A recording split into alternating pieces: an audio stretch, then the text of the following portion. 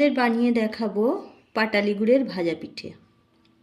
তার জন্য আমি চাল বেটে নিয়েছি, চাল ভিজিয়ে রেখে ভালোভাবে বেটে নিয়েছি। এর সাথে একটু গুঁড়ি দেব, শুকনো চালের গুঁড়ি।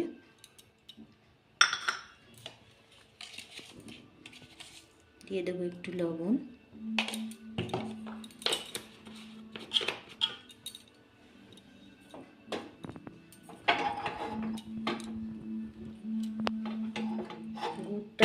পাটালি গুড়টা একটু জল দিয়ে গরম করে নিয়েছি। গরম গুড়টা এর মধ্যে দিয়ে মিশিয়ে নেব।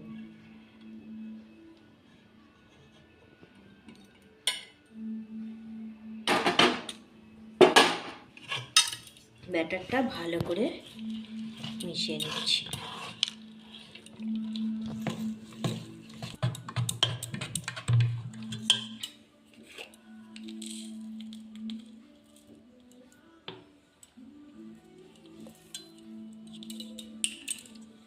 ব্যাটারটা হয়ে গেছে, এবার এতে একটু মৌরি দেব, দিয়ে একটু ভালো করে মিশিয়ে নিয়ে 1 ঘন্টার জন্য এটাকে আমি রেস্টে রেখে দেবো। আপনারা ইচ্ছা করলে সাথে সাথেও ভাজতে পারেন, তবে যেহেতু শুকনো চালের গুঁড়ি কিছুটা দেওয়া আছে এর সাথে, রেস্টে রাখলে ভালো ফুলবে, পিঠাটা খুব সুন্দর হবে। ফিরে আসছি 1 ঘন্টা পর। সরষের তেলটা ভালো করে গরম করে নিয়েছি। এবার আমি পিঠাগুলো একটা একটা করে ভেজে নেব।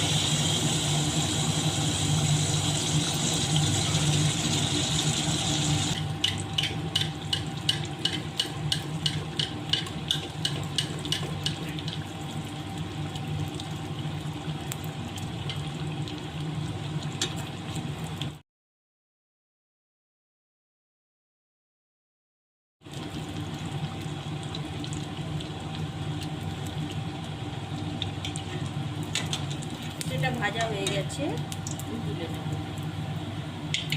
এইভাবে প্রত্যেকটা পিঠে বানিয়ে নেব।